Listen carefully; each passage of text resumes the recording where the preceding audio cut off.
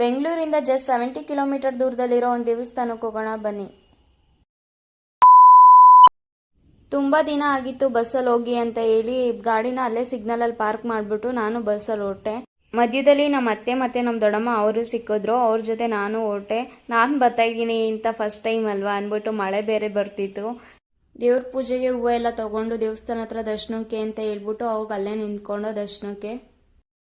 ತಾಯಿ ಲಕ್ಷ್ಮಿ ಬಾರವ ನಮ್ಮ ಮನೆಗೆ ಕರ್ಕೊಂಡೋಗಿ ಚೆನ್ನಾಗಿ ಸಾಕಿರ್ತೀವಿ ಅಂತ ನನಗೆ ಗೊತ್ತು. ಇನ್ನು ನಾವು ಕರ್ದಿದ ತಕ್ಷಣ ಅವಳು ನಮ್ಮ ಮನೆಗೆ ಬರ್ತಾಳ ಅಂತ ಅನ್ಕೊಂಡು ದೇವ್ರ ದರ್ಶನ ಮಾಡ್ದು. ದೇವ್ರ ದರ್ಶನ ಅಂತೂ ತುಂಬಾ ಚೆನ್ನಾಗಾಯ್ತು. ಅಲ್ಲೇ ದೇವಸ್ಥಾನ ಹತ್ರ ಫೋಟೋಸು ಮತ್ತೆ ವಿಡಿಯೋ ಎಲ್ಲ ತಕೊಂಡು ಫೈನಲ್ ಆಗಿ ಅಲ್ಲೊಂದು ಹೊಳೆ ಹರಿತಿದೆ ಅಂತ ಹೇಳ್ಬಿಟ್ಟು ಹೊಳೆ ನೋಡೋಕೆ ಅಂತ ಹೇಳಿ ಹೋದೋ. ಯಾರಾದರೂ ಈ ದೇವಸ್ಥಾನಕ್ಕೆ ಬರ್ತೀನಿ ಅಂದರೆ ತುಂಬ ಚೆನ್ನಾಗಿದೆ ಬನ್ನಿ ಅಂತ ಹೇಳ್ತಾ ನಾನು ಮನೆ ಕಡೆ ಹೊರಟಾದ್ಮೇಲೆ ಅಲ್ಲಿ ಫುಲ್ಲು ರೋಡ್ ಎಲ್ಲ ಜಾಮ್ ಆಗಿತ್ತು. ಏನಕ್ಕಪ್ಪ ಅಂದರೆ ಉಪಮುಖ್ಯಮಂತ್ರಿಯವರು ಬರ್ತಿದ್ರು. ನಮ್ಮ ಮನೆಗೆ ಯಾವಾಗಲೂ ಲಕ್ಷ್ಮಿ ಬರ್ತಾ ಇರಲಿ ಅಂದ್ಬಿಟ್ಟು ನಮ್ಮ ಅತ್ತೆ ಒಂದು ಗಿಫ್ಟ್ ಕೊಡಿಸಿದ್ರು. ಏನಪ್ಪ ಅಂದರೆ ಅದು ಕುಬೇರನ ತೋರಿಸ್ತೀನಿ ಲಾಸ್ಟ್ ಎಂಡಲ್ಲಿ. ನಾನು